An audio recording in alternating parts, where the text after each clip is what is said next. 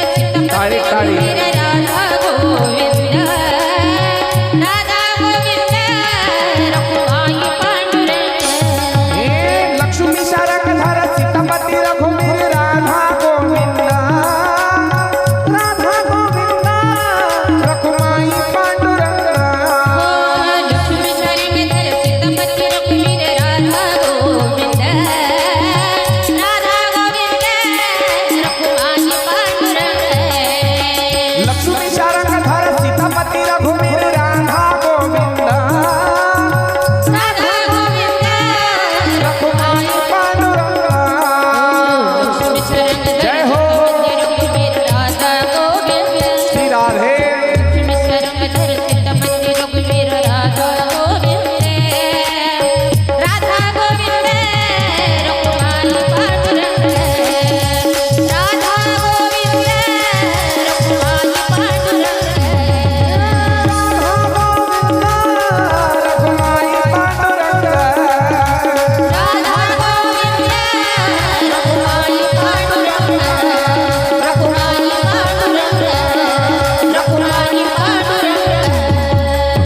रामायण ऐकलं तुम्ही रामायण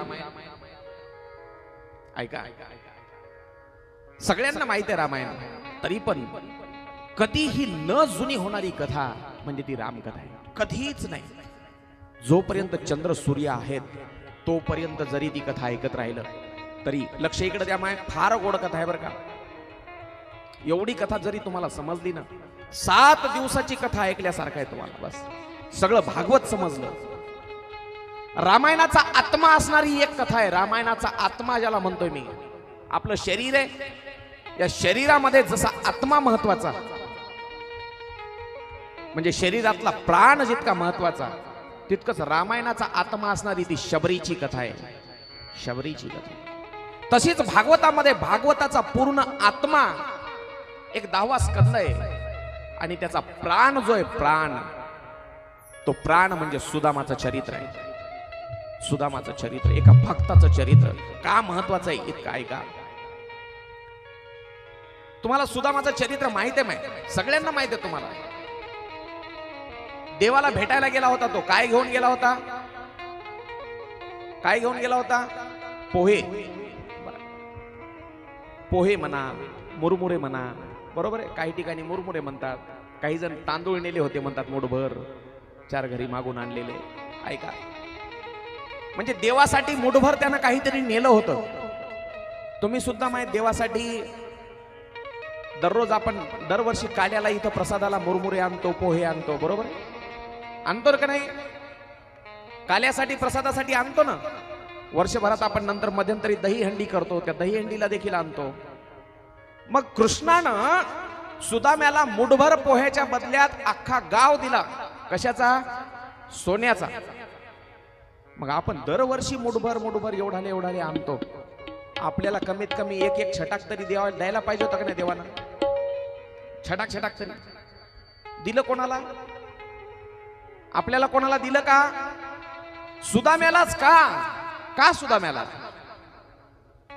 कारण जो सुदामाच्या हृदयामध्ये भाव आहे तो भाव तुमच्या आमच्या हृदयामध्ये नाही. मायबाप, जेव्हा आपण देवाला देतो ना, जो भाव सुदामाच्या हृदयामध्ये आहे तो भाव तुमच्या आमच्या हृदयामध्ये नाही.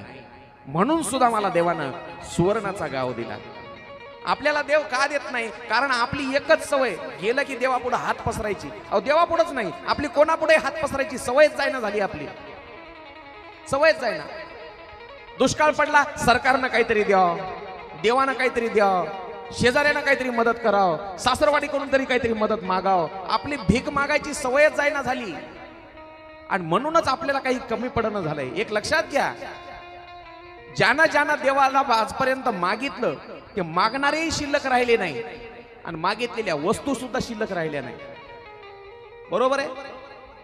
खूप लोकांना मागितलं आजपर्यंत देवाला, ते मागणारेही शिल्लक राहिले नाही आणि मागितलेल्या वस्तू सुद्धा शिल्लक राहिल्या नाही. पण देवाला न मागणारे आजही आहेत. आजही या हनुमंतरायानं देवाला काहीच मागितलं नव्हतं. शामरावदाजी काहीच मागितलं नाही. हा, काहीच नको देवा, जन्मोजन्मी तुझी भक्ती मिळावी आणि जिथं जिथं हरिकथा, तुझं नाव, तुझं भजन जिथं जिथं चालू असेल तिथं तिथं मला हजर राहण्याची ताकद दे फक्त. बस एवढंच मागितलं, दुसरं काहीच नको. तरी देवानं त्याला जगामध्ये कोणालाच दिलं नाही. एवढं सगळ्यात जास्त हनुमंतरायाला दिलं. चिरंजीव पद दिलं त्याला, चिरंजीव पद.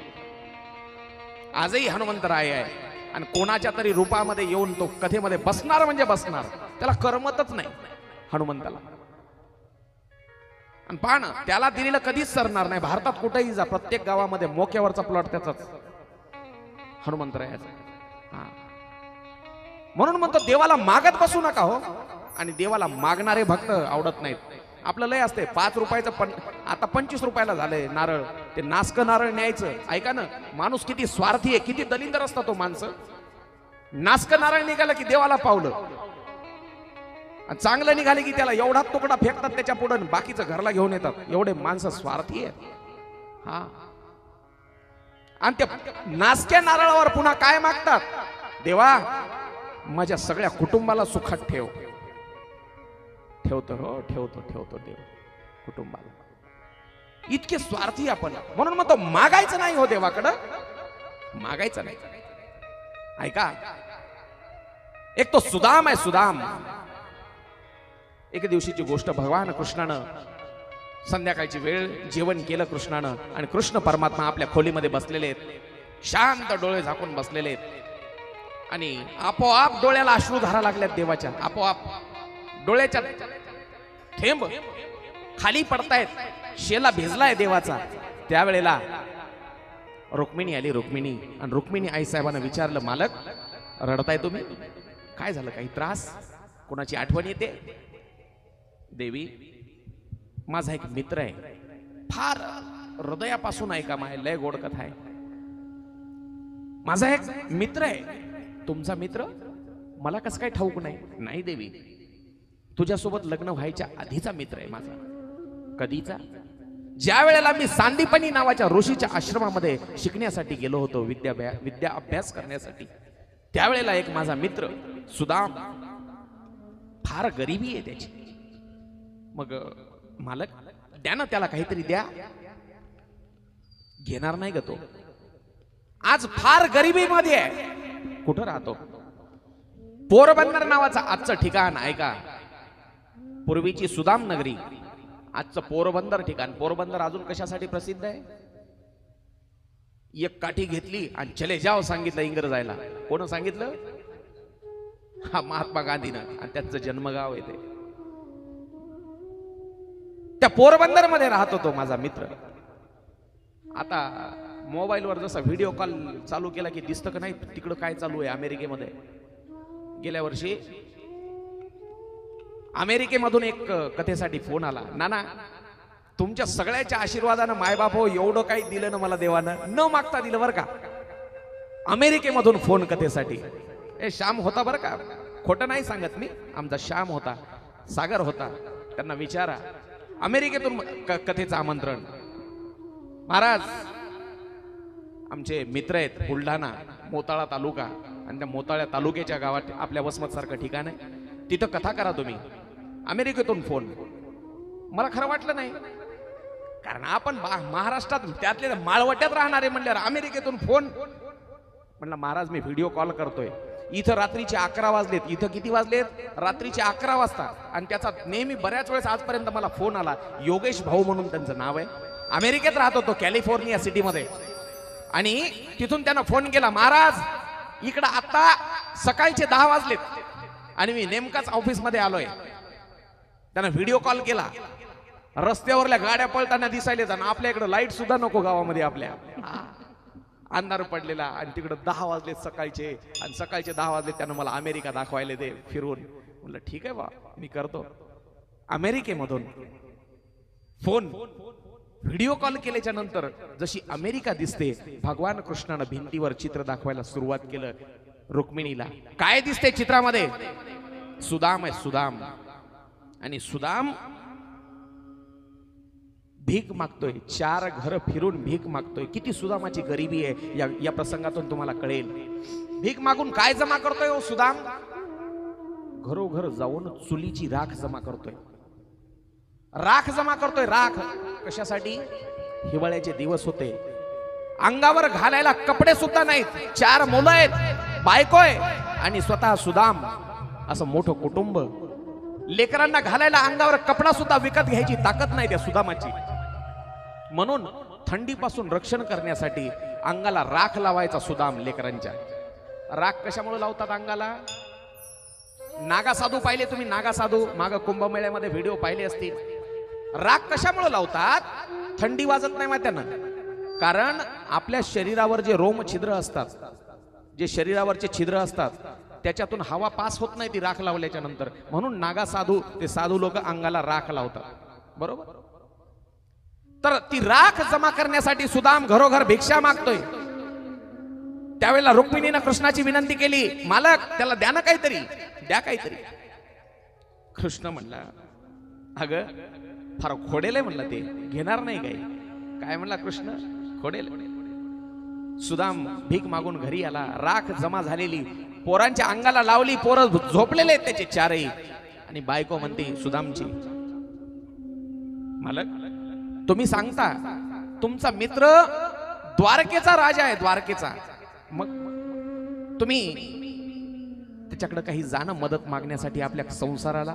खबरदार सुशीला, परत जर काही मागण्याचं नाव काढलंस तर. काय नाव त्याच्या बायकोचं? सुशीला. परत जर काही मागण्याचं नाव काढलंस कोणाकडं तर खबरदार. कंटाळलीस का ग माझ्या गरीबाच्या संसाराला? काय म्हणतोय तो सुदाम? माझ्या गरीबाच्या संसाराला कंटाळलीस? नाही मालक, गरीबीला नाही कंटाळले, पण आज 4 दिवस झालं घरामध्ये चूल पेटली नाही. 4ही पोरं उपाशी आहेत. पोरं विचारतात, आई आज तरी काही खायला आहे की नाही ग? त्यावेळेला दररोज सांगते मी त्यांना, बाळा आज एकादशीचा उपवास, आज सोमवारचा उपवास. असं करत करत मालक 4 दिवस झाले पोरं उपाशी आहे, काय देऊ त्यांना खायला? त्यावेळेला जातील हेही दिवस असं म्हणून ती वेळ कशी तरी मारून नेली सुदामानं. पण हिवाळा संपला आणि एक दिवशीची गोष्ट, उन्हाळा लागला. उन्हाळा लागल्याच्या नंतर दुपारच्या वेळेला अचानक सुदाम्याच्या झोपडीला आग लागली आणि सगळा संसार तुटकाच, पण तुटकाच असलेला संसार सगळा जळून खाक झाला त्या सुदामाचा. सगळी झोपडी जळालेली आहे. स्वयंपाकघरात जे होतं नव्हतं ते अन्न जळून गेलं, कपडे लत्ते सगळे जळालेत. फक्त देवघर आणि देव्हारा शिल्लक आहे, देव्हारा. आणि देव्हाऱ्यामधले गोपाल कृष्णाची मूर्ती तेवढी शिल्लक आहे. रात्रीची वेळ, पोरं तसेच उपाशी झोपलेले, उपाशी झोपलेत सुदामाचे 4ही पोरं. आणि दोघं नवरा बायकोची चर्चा चालू आहे. मालक तुम्ही जा ना, त्याला मागायला काहीतरी जा. मी शपथ घेतलेली आहे सुशीला, मागायला जाणार नाही. तिकडं रुक्मिणी सुद्धा म्हणते, मालक तुम्ही द्या ना त्याला काहीतरी, सुदाम्याला एवढी गरिबी आहे. तो घेणार नाही. देव सुद्धा सांगतोय. कशामुळे घेणार नाही? ऐका, सांदीपनी ऋषीच्या आश्रमामध्ये ज्या वेळेला होतो आम्ही शिकण्यासाठी, दोघंही आपल्या आपल्या बायकोला सांगतायत बरं का. सुदामा सांगतोय त्याच्या पत्नीला सुशीलेला, आणि तिकडं भगवान कृष्ण रुक्मिणी आई साहेबाला सांगतायत कशामुळे सुदामाला मदत करायची नाही, का घेणार नाही तो मदत. ऐका, फार गोड कथा आहे. ज्या वेळेला मी आश्रमामध्ये होतो, सुदाम सांगतोय आणि कृष्ण सुद्धा सांगतोय, एके दिवशी कृष्णानं सांगितलं, सुदाम्या, दुपारचे 12 वाजले असतील. कृष्ण म्हटला सुदाम्याला, सुदाम्या, अरे मला भूक लागली रे. सुदाम म्हटला, किसन्या, अरे 1 तास सुद्धा झाला नाही आपण जेवण करून, 1 घंट्यापूर्वीच तर आपण जेवलो, आणि तुला एवढ्या लवकर भूक लागली, मग आता काय करू मी. कृष्ण म्हटला, अरे सुदाम्या, ज्या वेळेला तुम्हाला भूक लागायची त्यावेळेला मी घराघरामध्ये चोऱ्या केल्या गोकुळामध्ये, आणि तुमचं पोट भरलं, तुमच्यासाठी मी चोरी केली. पण आज ज्या वेळेला मला भूक लागली त्यावेळेला माझ्यासाठी काहीच नाही करणार तू. त्यावेळेला सुदामानं काय केलं ऐका. सुदामा गेला स्वयंपाकघरामध्ये. कुठली गोष्ट आहे, सांदीपनी ऋषीच्या आश्रमामध्ये ज्या वेळेला शिकायला होते 2 जण तेव्हाची गोष्ट. सुदाम गेला आश्रमाच्या स्वयंपाकघरामध्ये, आणि त्याला माहित होतं उतरंडी असायच्या पूर्वीच्या काळी घराघरामध्ये. ते एका उतरंडीमध्ये एका मडक्यामध्ये फुटाणे ठेवलेले होते. फुटाणे. सुदामा गेला आणि मडक्यामध्ये हात टाकला आणि मधले फुटाणे असे मूठ भरून घेतले, मूठ भरून, आणि असे पाठीमाग मूठ लपवली पाठीमाग. पण कृष्णानं काय खोडी केली. मी नेहमी म्हणतो हा फार एवढा खोडेल की नाही. कोण? हा जगाचा बाप. हा फार नाटकी आहे, फार नाटकी. यानं सुदाम्याला चोरी करायला पाठवलं स्वयंपाकघरामध्ये, आणि स्वतः मात्र पळत गेला गुरुच्या पत्नीकडे. गुरुपत्नी, सांदीपनी ऋषीची पत्नी. तिला जाऊन काय म्हटलं, आई मला भूक लागली. आता सुदाम्याला म्हटलं मला भूक लागली. सुदाम्याला चोरी करायला पाठविलं, चोरून आण काहीतरी खायला. पण लगेच जाऊन गुरुची पत्नी जी होती तिला म्हटलं, आई मला भूक लागली. आई म्हटली, जा ना बाळा, मग खाणं काहीतरी घे, स्वयंपाक घरात जा आणि घे तुझ्या हातानं स्वतःच. ते म्हणला, मी स्वतःच हातानं घ्यायला चोरून खायला मी का सुदाम्या आहे का. काय म्हणला, ते यानंच करायला लावली होती चोरी, आणि यानंच जाऊन पुन्हा मी का सुदाम्या आहे का चोरून खायला. म्हणली, सुदाम्या चोरून खातो का. हो म्हणला, चला दाखवतो तुम्हाला. आणलं त्या आईच्या हाताला धरून आणि दाखवलं, बघा सुदामा चोरी करतोय. त्या गुरुच्या पत्नीनं पाहिलं, सांदीपनी ऋषीच्या पत्नीनं, आणि सुदाम्याच्या कानाला पकडलं. काय रे सुदामा, चोरून खातो. अरे भूक लागली होती तर मला सांगायचं, मी दिलं असतं खायला तुला, पण चोरून खातोस, शिक्षा करणार मी तुला. कोणासाठी चोरी केली होती त्यानं? कृष्णासाठीच केली होती. पण हा फार नाटकी आहे, मी म्हणतो ना, फार छली आहे तो. सुदाम्या काहीच बोलत नाही. तुला शिक्षा भोगावी लागेल. उद्या स्वयंपाकासाठी लागणारे सगळे लाकडं आता तू तोडून आणशील. उचल ती कोपऱ्यातली कुऱ्हाड आणि चल जा जंगलामध्ये, आण लाकडं तोडून. सुदाम्यानं ती फुटाण्यानं भरलेली जी मूठ होती की नाही तशी. हॅलो,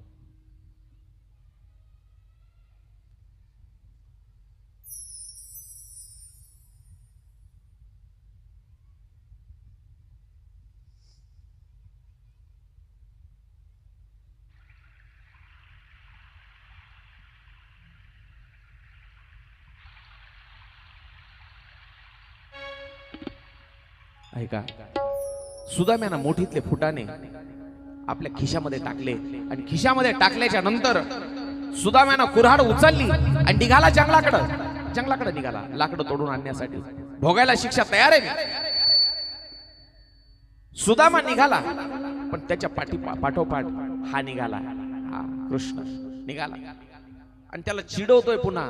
लहान लेकरं बघा ना, दोघांचे भांडणं झाल्यावर पुन्हा ते एकमेकाला चिडवतात बरं का. घरात 2 लहान भाऊ असू द्या, आणि एकाला समजा बापानं मारलं, दुसरं काय कसं करते, कसं मारलं तुला आता, तसा कृष्ण त्याला काय म्हणतोय, कशी जिरवली एका चोराची, कशी जिरवली. सुदाम्या दात ओठ खातोय, खूप राग आलाय पण बोलत नाही सुदाम काहीच. कृष्ण मागून त्याला चिडवतोय, कशी जिरवली सुदाम्या तुझी. रागामध्ये जंगलामध्ये पोहोचले दोघही जण आणि लाकडं तोडायला सुरुवात केली सुदामानं.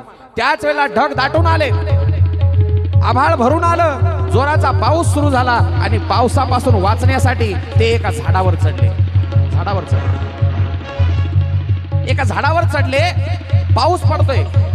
त्यावेळेला सुदामाला लक्षात आलं, अरे आपण आपल्या खिशामध्ये दुपारी फुटाणे टाकले होते, आता भूक लागली आपल्याला लाकडं तोडून ते फुटाणे खाल्ले पाहिजे.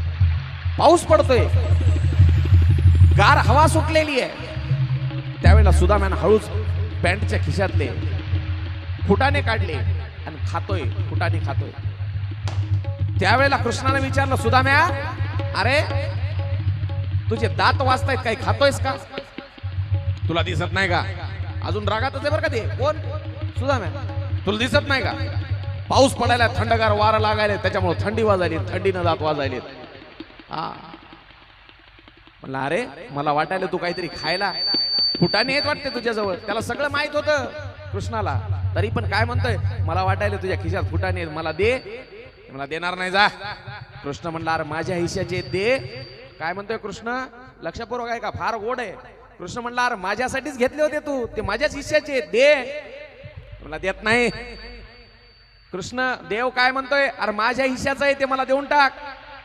मला देत नाही. कृष्ण काय म्हणला, अरे जे माझ्या हिश्श्याचं खातात त्याचं चांगलं नाही होत. वाक्य फार छोट आहे, पण ज्यांना कळालं त्यांना धन्यवाद, नाही कळालं त्याला आहे थोड्या वेळानं. पुंडलिक. कृष्ण काय म्हणला, सुदाम्या अरे ते माझ्या हिश्श्याचे देऊन टाक मला. तसंच आहे माय. 10 पोते सोयाबीन झालं ना, त्यातलं एक देवाचं आहे. लक्षात घ्या. 25 क्विंटल कापूस झाला ना, 1 क्विंटल देवाचा असतो माधवचा. खिशामध्ये जर समजा तुमच्या लाख रुपये आलेत, ते भलेही तुमच्या मेहनतीचे आहेत, पण त्याच्यातला एक हिस्सा देवाचा असतो. म्हणून कृष्णानं त्यावेळेला सांगितलं सुदाम्याला, सुदाम्या अरे जो माझ्या हिश्श्याचं खातो, जो कोणी माझ्या हिश्श्याचं खातो, जो कोणी गावाच्या हिश्श्याचं खातो, जो कोणी भावाच्या हिश्श्याचं खातो, त्याचं कधी चांगलं होत नाही. म्हणून मायबाप ऐका, कधी गावाचं नाही खायचं, कधी भावाचं नाही खायचं, बेईमानी नाही करायची. तुमच्या प्रारब्धात आहे ना तो देईन, पण बेईमानी करून नाही खायची.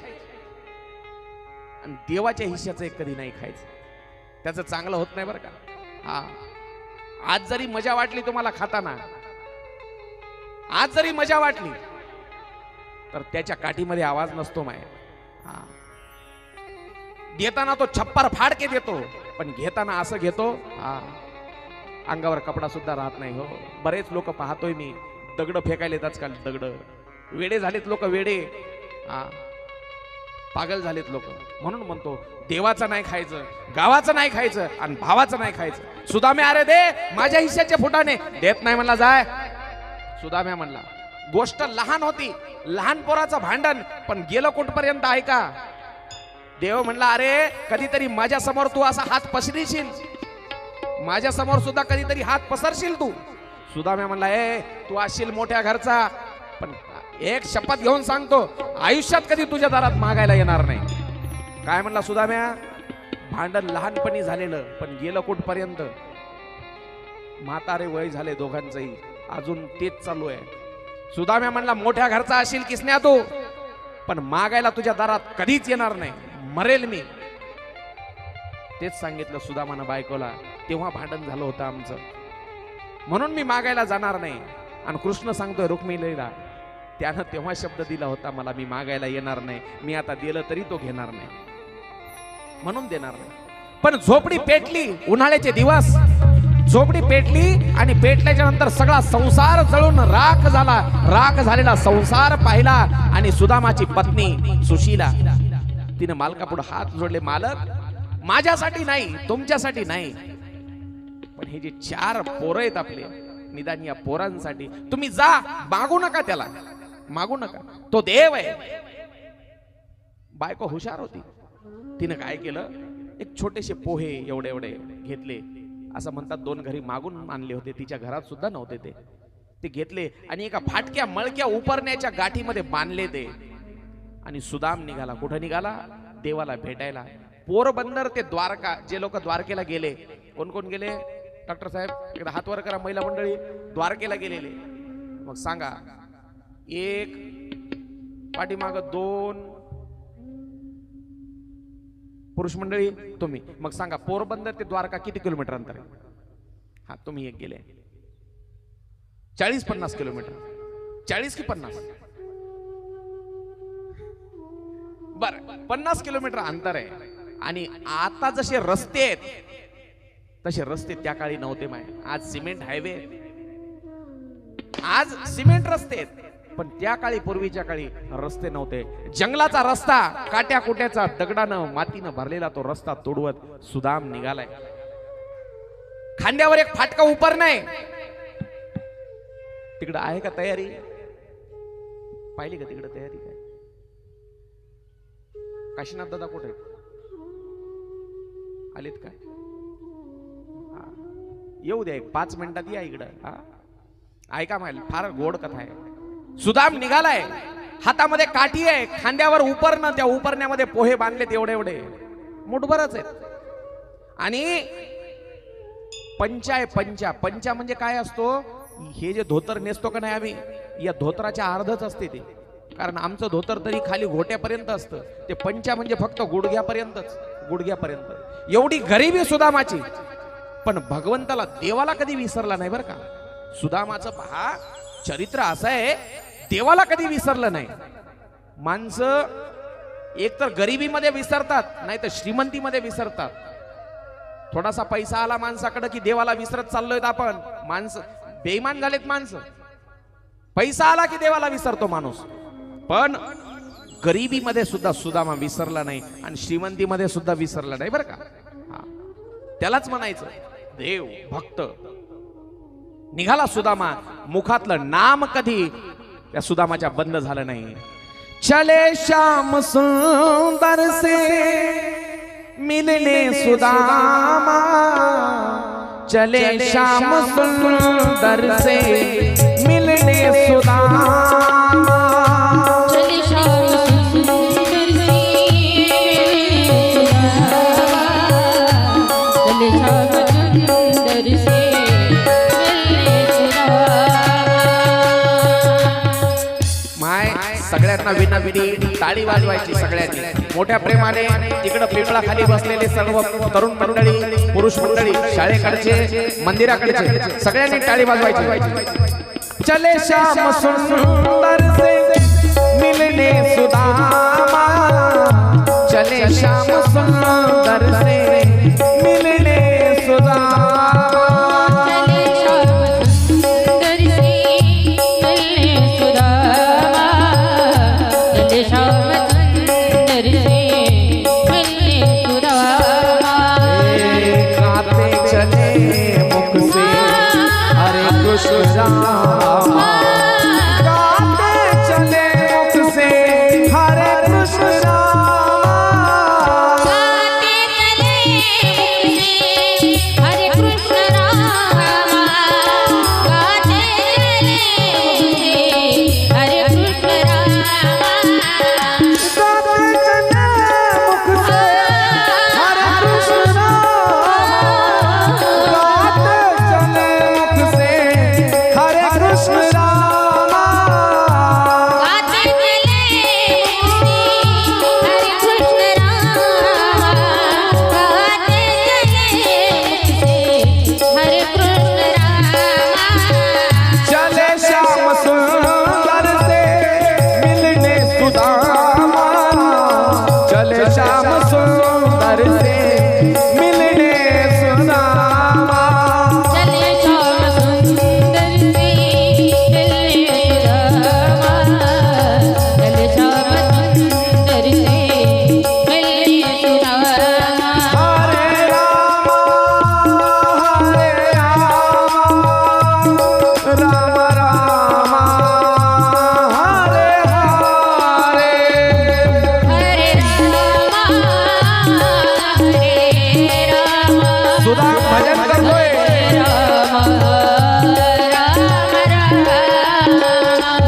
सुदामाचे भजन करत चाललेले आपण सुद्धा सुदामाच्या बरोबर भजन करत करत कृष्णाच्या भेटीसाठी जायचंय.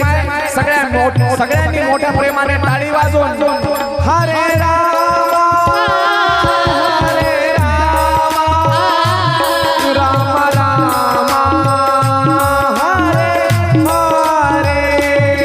हरे रामा राम राम, हरे रामा हरे हरे, हरे कृष्ण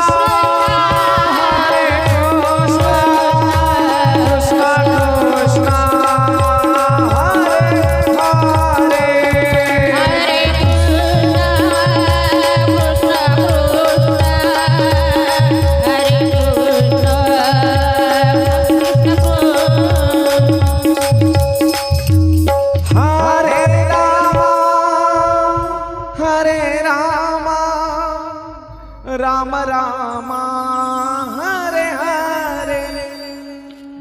करत करत सुदामजी द्वारकेच्या दिशेने निघालेले आहेत. पायाला ठेचा लागतायत, काटे घुसतायत, अनवाणी पायानं, चप्पल नाहीये पायामध्ये, दगड तुडवत काटे तुडवत जंगलातून मार्ग काढत काढत सुदामजी निघालेत. मी सांगितलं आत्ताच्या सारखे रस्ते नव्हते तेव्हा. वाट पाहतोय सुदाम, कधी येते नगरी ती द्वारका नगरी, एवढी दूर. देवाला विनंती केली, देवा अरे किती रे दूर नगरी तुझी. दूर नगरी रे बड़ी दूर नगरी है, दूर नगरी रे बड़ी दूर नगरी है. दूर नगरी रे बड़ी दूर नगरी है. ताली ताली. दूर नगरी रे बड़ी दूर नगरी. दूर नगरी रे बड़ी दूर नगरी है. ताली वाजवायची गंगादा. दूर नगरी रे बड़ी दूर नगरी है. दूर नगरी रे बड़ी दूर नगरी है. दूर नगरी रे बड़ी दूर नगरी. कैसे आऊं मैं कन्हैया, कैसे आऊं मैं कन्हैया, द्वारिका नगरी रे बड़ी दूर नगरी है. दूर नगरी रे बड़ी दूर नगरी है. दूर नगरी रे बड़ी दूर बड़ी दूर बड़ी दूर कैसे आऊं मैं कन्हैया, द्वारिका नगरी रे बड़ी दूर नगरी. देवा किती लांब रे तुझं गाव, कसा येऊ मी. प्राण निघून जातो का काय अशी अवस्था सुदामजीची. तरी पण पोहोचण्याची ओढ. पान वारीमध्ये दररोज 25-30 किलोमीटर चालतात लोक दररोज. दुपारच्या नंतर थकवा येतो, पाय गळून जातात, असं वाटतं आता उद्या मला चालताच येत नाही काही. पण रात्रीच्या वेळेला तो पांडुरंग परमात्मा येतो, सगळ्यावर फक्त नजर फिरवतो, सगळ्या वारकऱ्यावर. दुसऱ्या दिवशी पुन्हा हा काल जे वारकरी थकला होता मजाच्या ना आता चलनच होत नाही, उद्या तर सगळ्याच्या पुढे राहते ते. हा तुम्ही वारीला चला, मग तुम्हाला कळेल वारी काय आहे. हा दुसरा दिवस उजाडला की पुन्हा सुदाम चालायचा. असं करता करता सुदामजी थकून गेलाय. एके दिवशी एका झाडाखाली झोपला. झाडाखाली झोपला. जवळ एक गाव दिसत होतं छोटस, आणि त्यावेळेला संध्याकाळच्या वेळेला दगड उशाला घेतलेला आहे आणि भगवंताचं स्मरण करत करत तो झोपला. झोपलेला सुदाम विनवणी करतोय, देवा कधी पोहोचेल रे. त्यावेळेला तिकडं बोलवलं, गरुडजी इकडे या. कोण?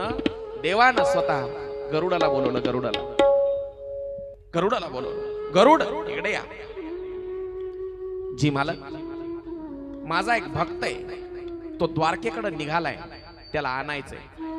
काय सांगितलं गरुडाला?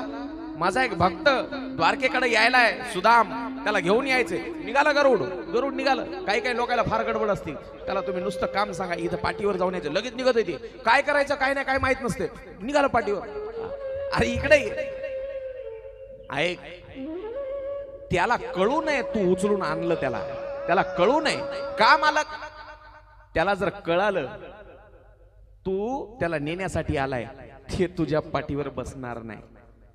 ते जर असं कोणाच्या गाडीवर बसून येणार असलं असतं तर लय पुढे गेलं असतं. त्याला सवय नाही दुसऱ्याच्या गाडीवर हात बसून जायची. काय म्हणले कृष्ण? सुदामाला सवय नाही दुसऱ्याच्या गाडीवर बसून जायची. नाही तर काही काही लोकांना फार सवय असते, आपली मोटरसायकल घरात लावतात आणि दुसऱ्यालाच हात दाखवितात, मला येऊ द्या की तिथपर्यंत. हा देवानं सांगितलं ते त्यातलं गिराईक नाही ते. त्यानं जर तसं केलं असतं तर आज लय आयुष्यात पुढे गेलं असतं. हा त्याला सवय नाही तशी कोणाच्याही गाडीवर बसून यायची. त्याला गुपचूप अलगद झोपेमध्येच उचलून आणायचंय. अलगद उचललं, त्याला उचललं. कोणाला? सुदामाला. झोपेतच. आणि माहिती झोपेतच उचली जाते.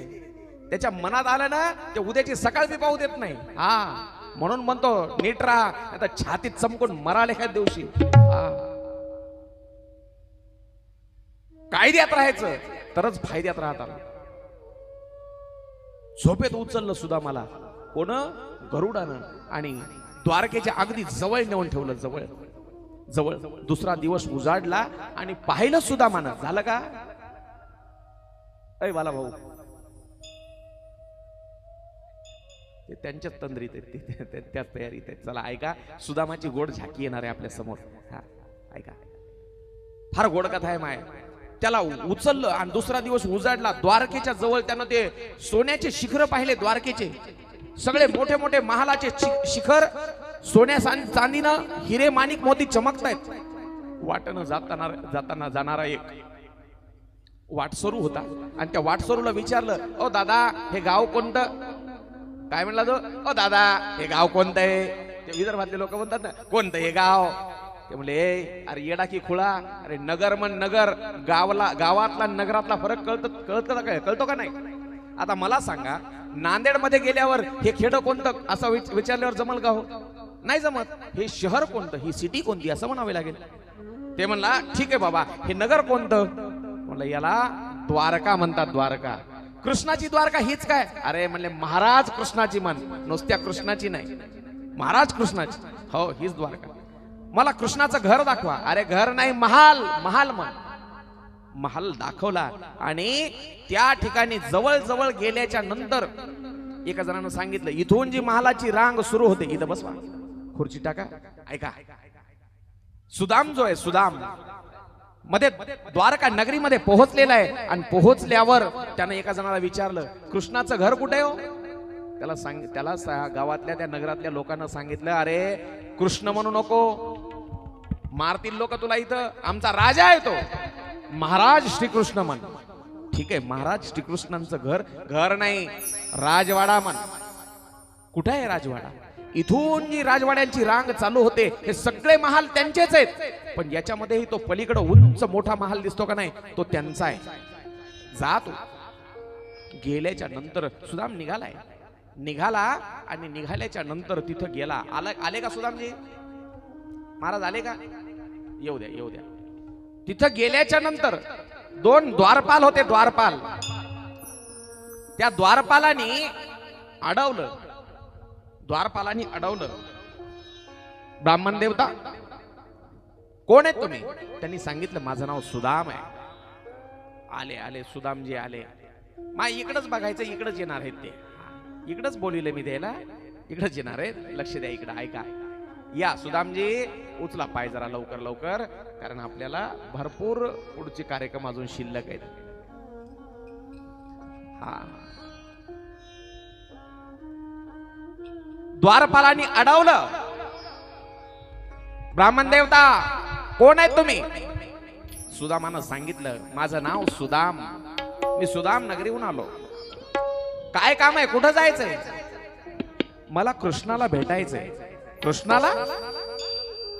कृष्णाला भेटायची वेळ नाही, महाराजांची दान धर्म करण्याची, ब्राह्मणांना भेटण्याची, दक्षिणा देण्याची वेळ सकाळची असते. उद्या सकाळी या, तुम्हाला दान दक्षिणा मिळून जाईल. भरपूर, खूप काही, जे पाहिजे ते मिळेल तुम्हाला. आमचे मालक सगळं काही देतील तुम्हाला, जे पाहिजे ते.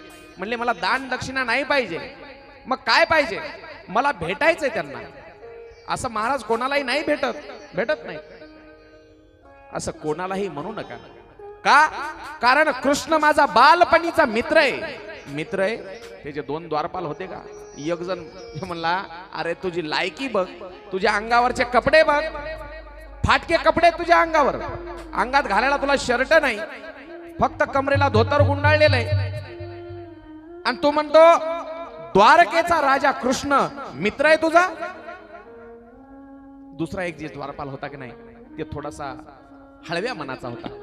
ते त्या सोबतच्या त्या सोबत्याला म्हणला, अरे कदाचित हा खरं सुद्धा बोलत असेल, असू शकतो. आपले मालक भगवान कृष्ण म्हणजे देव आहेत आणि एक भिकारी सुद्धा त्याचा मित्र असू शकतो.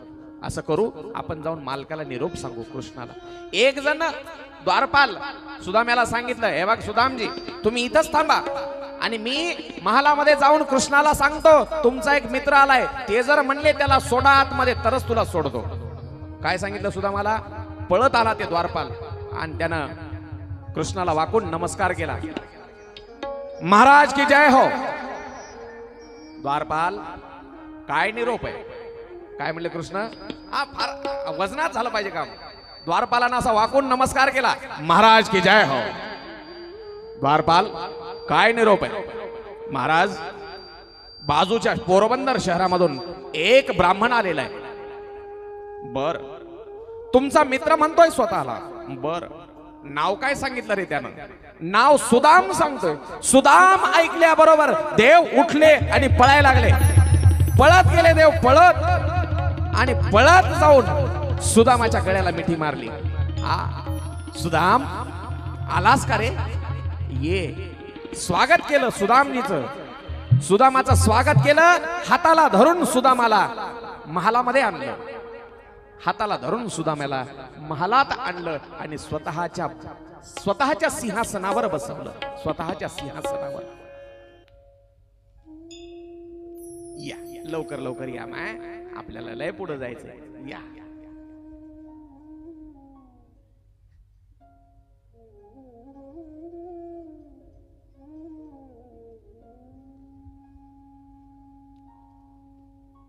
मित्र प्रेम काय असतं पहा.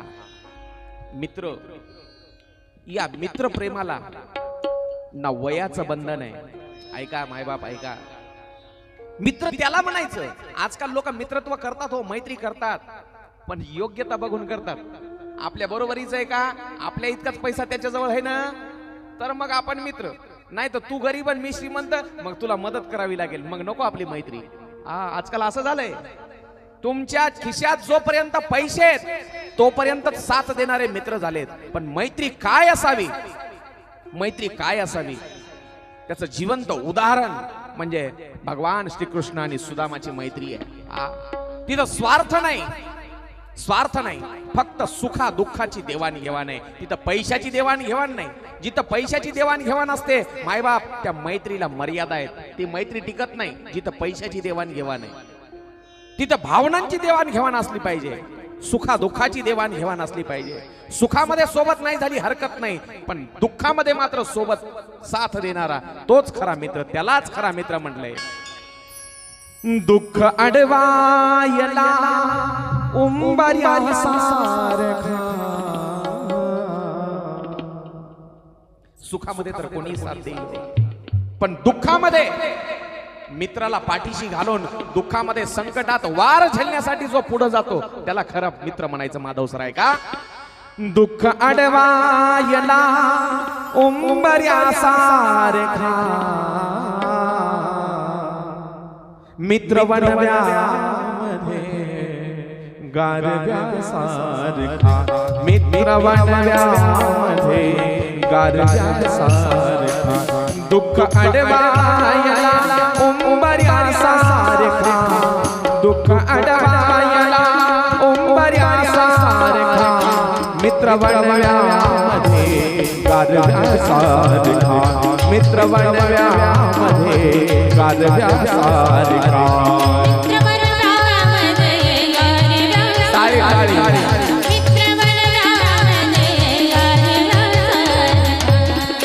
घराचा उंबरठा असतो का नाही? घराचा उंबरठा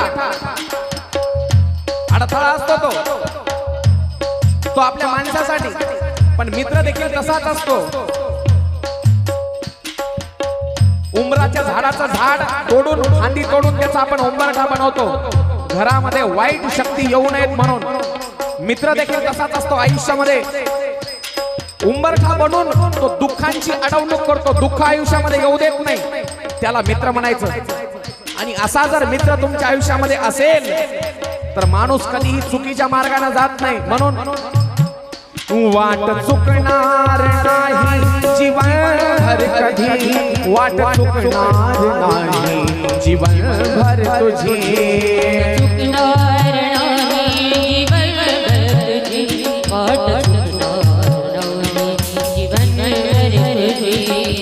जर एक चांगला मित्र भगवान कृष्णासारखा आणि सुदामासारखा मित्र जर आपल्या आयुष्यामध्ये असेल तर माणूस चुकीच्या मार्गाने जाऊ शकत नाही. आणि जो चुकीच्या मार्गाने चाललाय त्याला अडवलं तरच तो मित्र झाला.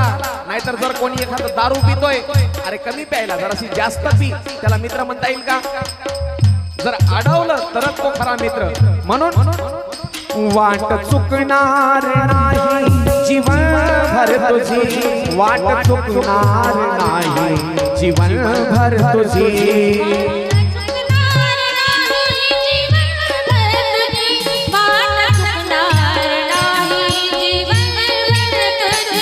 एक तू मित्र कर. मित्र कसा असला पाहिजे? एक तू मित्र कर आरशासारखा. आरसा आरसा काय करतो? मोबाईल फार कलाकार करा. मोबाईलवर विश्वास नाही ठेवायचा, मोबाईलच्या कॅमेऱ्यावर विश्वास नाही ठेवायचा, कारण मोबाईलच्या कॅमेऱ्याला फिल्टर आले, फिल्टर. विश्वास ठेवायचा आरशावर, कारण आरसा तुमचा खरा चेहरा दाखवतो. म्हणून एक तू मित्र कर आरशासारखा, एक तू मित्र कर आरशासारखा. मित्र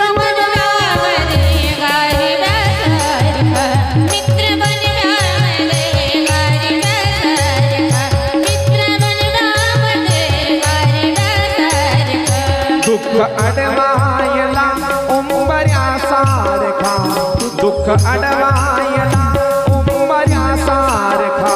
मित्र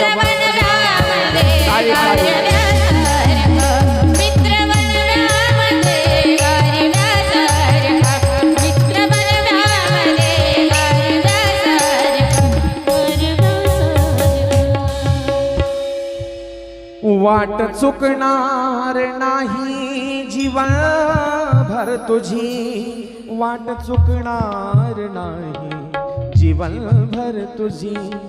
एक तू मित्र कर आरशासारखा. कसा सांगितला मी मित्र? आरशासारखा सांगितला. मोबाईलचा कॅमेरा त्याच्यावर विश्वास नका ठेवू, त्याला फिल्टर लावून बदलता येतो माझा चेहरा. पण आरशाला फिल्टर आहे का? आरशाला फिल्टर नाही, काळ्याचं गोरं नाही करता येत नाही आरशामध्ये. म्हणून मित्र आरशासारखा असला पाहिजे. हो, आत्महत्याच करणार नाही कोणी. कशामुळं? मित्र असला जवळ जर मनासारखा. म्हणून मित्र बनव्यामध्ये गारव्यासारखा. मित्र असणं फार आवश्यक आहे आयुष्यामध्ये. चला, सुदामा आणि श्रीकृष्ण. आजकाल आपल्याकडे ते फ्रेंडशिप डे असते. फ्रेंडशिप डे कधी असतं रे पोरं? ते फ्रेंडशिप डे. तुम्ही ते हातामध्ये एक बेल्ट घालता, एकमेकाच्या मित्राच्या गळ्यात हातामध्ये बेल्ट. Friendship day. आपल्याकडे हे असे बाहेरच्या विदेशातून आलेले डे साजरे करायची गरजच नाही. Father's day, mother's day, friendship day, ते व्हॅलेंटाईन डे नाही. अरे माय बाबा ऐका पोरो. अरे भाऊ, आपल्याकडे ही संस्कृती एवढी जुनी आहे. तुम्हाला मैत्री शिकायची ना, सुदाम्याच्या आणि कृष्णाच्या चरित्रातून शिका. फादर्स डे, मदर्स डे काय साजरे करतात तुम्ही? आपल्या संस्कृतीमध्ये काय कमी गेले? ऐका, सुदाम्यानं आणि कृष्णानं एक मैत्रीचं जिवंत उदाहरण समाजापुढे ठेवलंय. म्हणून म्हणतो कृष्णाचं चरित्र अनुभवण्यासारखं आहे, ऐकण्यासारखं आहे आणि आचरण्यासारखं सुद्धा आहे. लोक म्हणतात कृष्णाचं चरित्र आचरण्यासारखं नाही. तरी पण मी सांगतो कृष्णाचं चरित्र आचरण्यासारखं आहे. पाय धुतले. पाय कशानं पाय धुतले? ऐका. अरे द्वारपालो कन्हैया से दो कि दर पे सुदामा गरीब आया है, कि दर पे सुदामा गरीब आया है.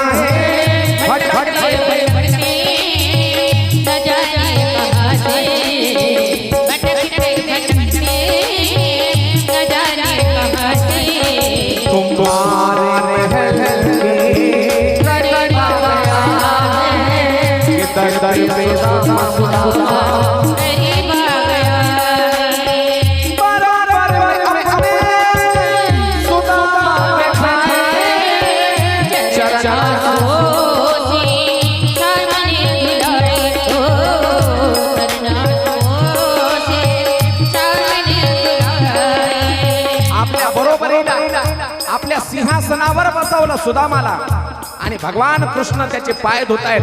मला काही दिसेना झालं बरं का तिथं काय चालू आहे की देव जगाचा बाप आहे, पण सुदामाचे पाय धुतोय. बराबर में अपने सुदामा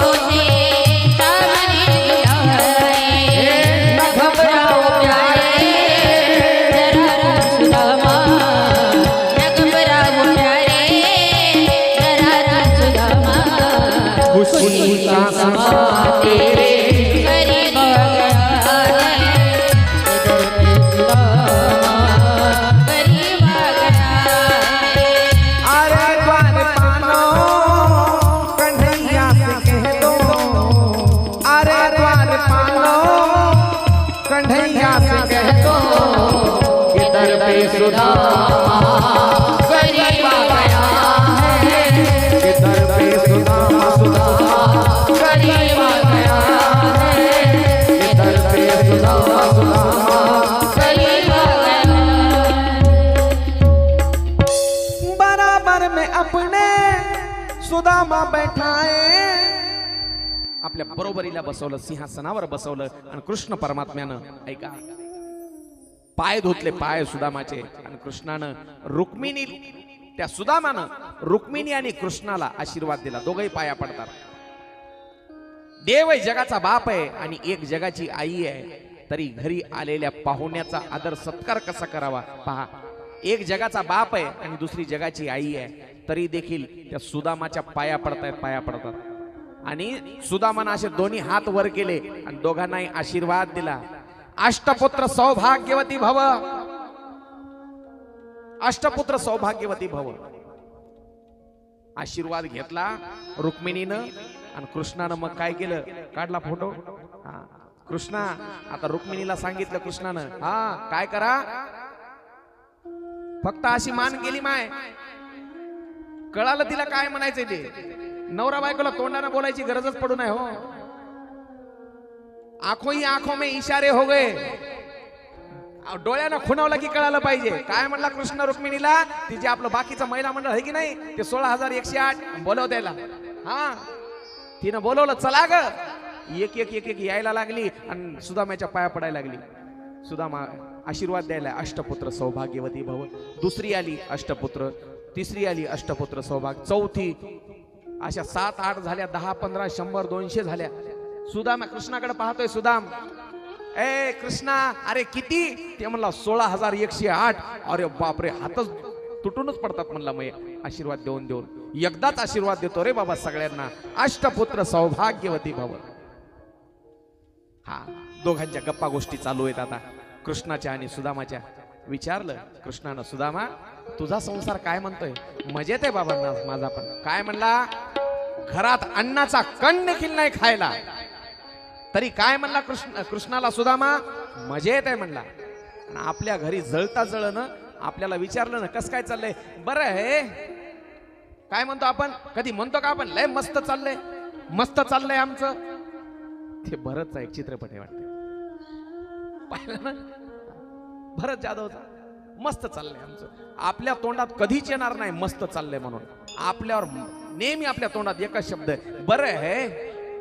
अरे अजून काय पाहिजे? सुदामाच्या घरी संध्याकाळच्या जेवणाची सुद्धा व्यवस्था नाही मायबाप, तरी सुदाम काय म्हणला देवाला,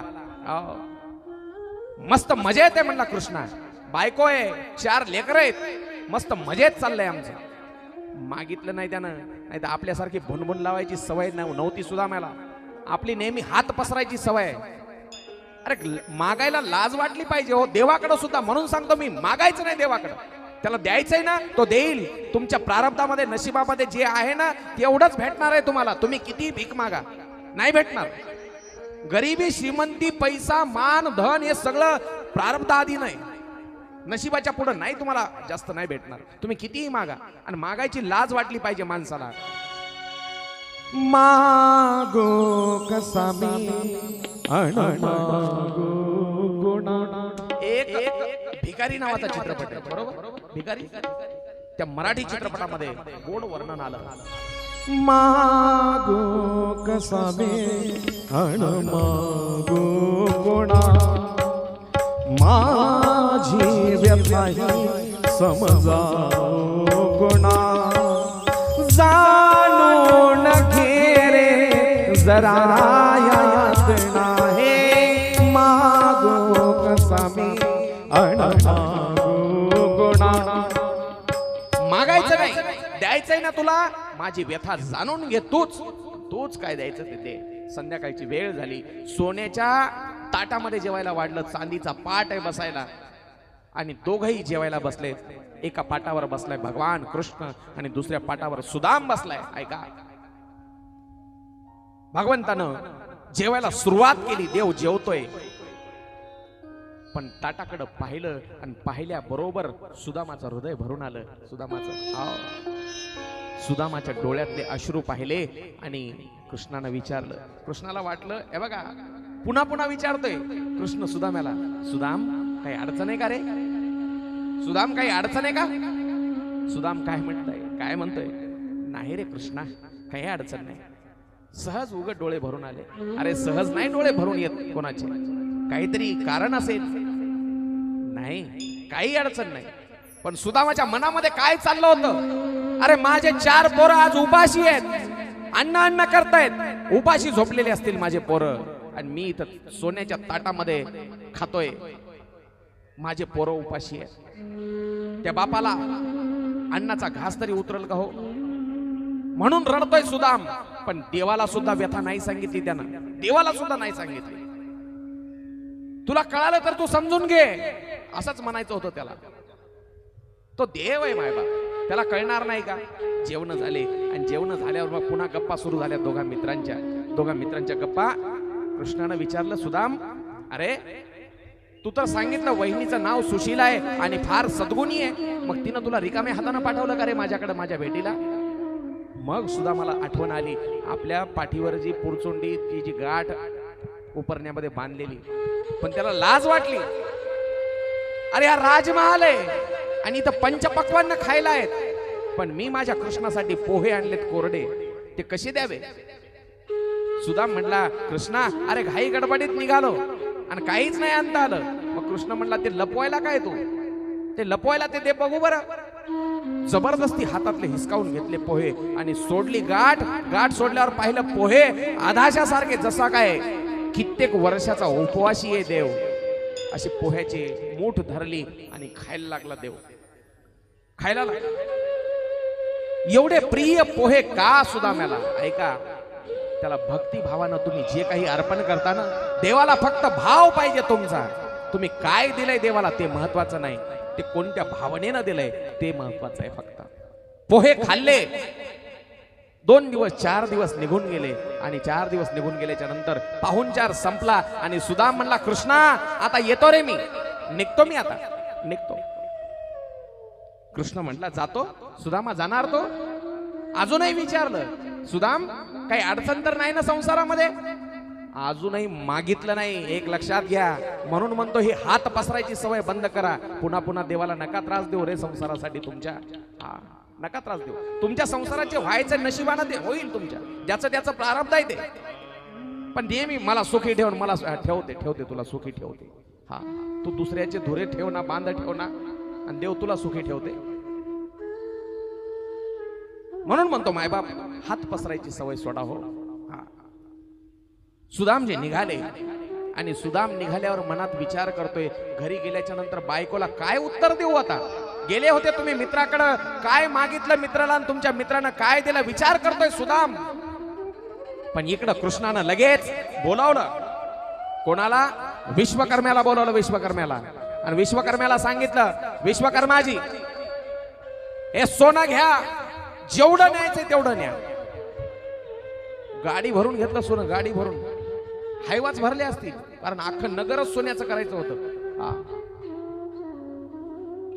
गाड्या भरून सोनं घेतलं आणि अख्खी नगरी सुदामाची सोन्याची करून टाकली. अजून सुदाम पोहोचला नाही त्याच्या घरी बरं का. सुदाम पोहोचायच्या आधीच अख्खी नगरी सोन्याची करून टाकली. तरी देखील सोनं उरलं म्हणतात, उरलं. आणि विश्वकर्मा परत घेऊन आला देवाकडं. कृष्णाला सांगितलं, महाराज सगळं नगर सोन्याचं केलं. काय काय केलं? मला घर, अंगणामध्ये खांब, छत सगळं सोन्याचं, टॉयलेट बाथरूम सहित सोन्याचं. ऐका, तरी देखील सोनं उरलंय. म्हणजे दिलेलं परत घ्यायचं नाही. ते का माणूस आहे का 10-5 ग्राम उरलंय आणि इकडं नाही. देव म्हणले, जा हे परत लावून टाक त्या गावामध्येच, कशाला तरी एखाद्या भिंतीला चिटकून टाक. म्हणला सगळ्या भिंती सोन्याच्या केल्या, एकच गोष्ट राहिली फक्त, मसनवटा. मसनवटा सुद्धा सोन्याचा केला, मसनवटा सुद्धा सोन्याचा, सुदामाच्या गावचा. कशामुळं? मी सुरुवातीला सांगितलं, तुम्हा आम्हाला 1-1 ग्राम सुद्धा देईना देव, सुदाम्याला अख्खा गाव सोन्याचा का दिला? कारण त्याचा भाव शुद्ध होता मायबाप. आपला भाव शुद्ध नाही हो, आपला भाव स्वार्थी आहे. आपल्या मनामध्ये काय असतं, मी नारळ घेऊन चाललो देवाला, देवानं या नारळाच्या बदल्यामध्ये मला काहीतरी द्यावं, आपला हा भाव असतो. आला का लक्षात? आपला भाव शुद्ध नाही, स्वार्थी पण आपल्या मनामध्ये लपलाय. म्हणून तो स्वार्थीपणा काढून टाका. निदान देवाकडे तरी जाताना शुद्ध भाव घेऊन जा. ऐका, गोड वर्णन काकड्यामध्ये येतं. सुदामा ब्राह्मण दुःखे दरिद्रे पीडिला,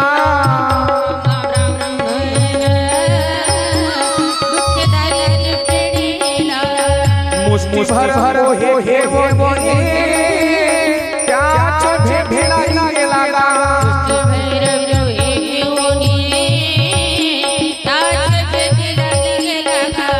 शुद्ध भाव घोड्या गाव सोन्याचा लागा.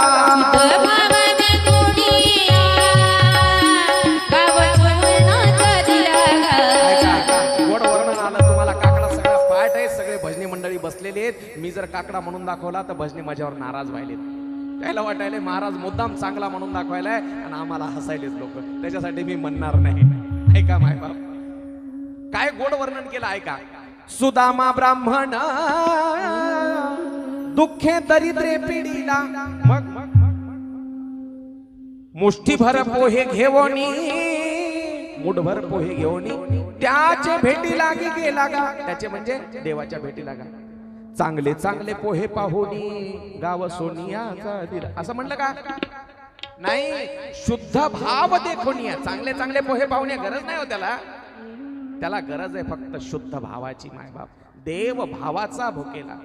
म्हणून नामदेवरायांनी सुद्धा एक गोड वर्णन केलंय का अभंगामध्ये. ऐका महिमावडीची बोर खाय भिल्लीने,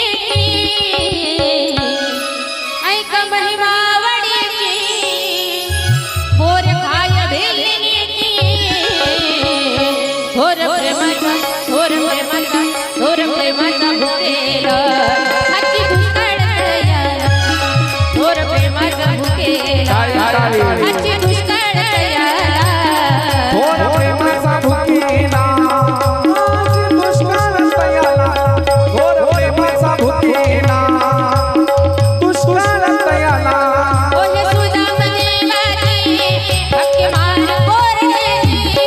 ओहे सुदाम देवाची भक्ती मान कोरण्याची. थोर प्रेमाचा थोर प्रेमाचा थोर प्रेमाचा भुकेला, हाची दुष्काळ तयाला. जय हो. भुकेला, हाची दुष्काळ तयाला. थोर प्रेमाचा भुकेला, हाची दुष्काळ तयाला. थोर प्रेमाचा भुकेला. हाची दुष्काळ तयाला. ऐका महिमा आवडीची. नामदेवरायांनी गोड वर्णन केलं. ऐका महिमा आवडीची बोरे खाय भिल्लिनीची.